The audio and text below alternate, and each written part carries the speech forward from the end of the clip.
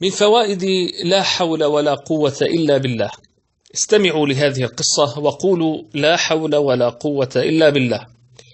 ذهب عوف بن مالك الأشجعي إلى رسول الله صلى الله عليه وسلم وقال له: يا رسول الله، إن ابني مالكا ذهب معك غازيا في سبيل الله ولم يعد، فماذا أصنع؟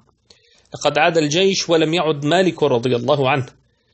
قال رسول الله صلى الله عليه وسلم: يا عوف، أكثر أنت وزوجك من قول لا حول ولا قوة إلا بالله. ذهب الرجل إلى زوجته التي ذهب وحيدها ولم يعد، فقالت له: ماذا أعطاك رسول الله صلى الله عليه وسلم يا عوف؟ قال لها: أوصاني أنا وأنت بقول لا حول ولا قوة إلا بالله. ماذا قالت المرأة المؤمنة الصابرة؟ قالت: لقد صدق رسول الله صلى الله عليه وسلم، وجلسا يذكران الله بقول لا حول ولا قوة إلا بالله. وأقبل الليل بظلامه وطرق الباب، وقام عوف ليفتح، فإذا بابنه مالك قد عاد، ووراءه رؤوس الأغنام ساقها غنيمة. فسأله أبوه: ما هذا؟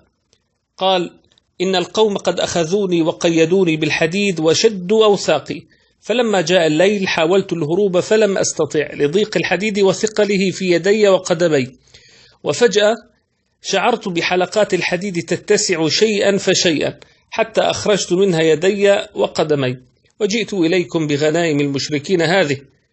فقال له عوف: يا بني، إن المسافة بيننا وبين العدو طويلة، فكيف قطعتها في ليلة واحدة؟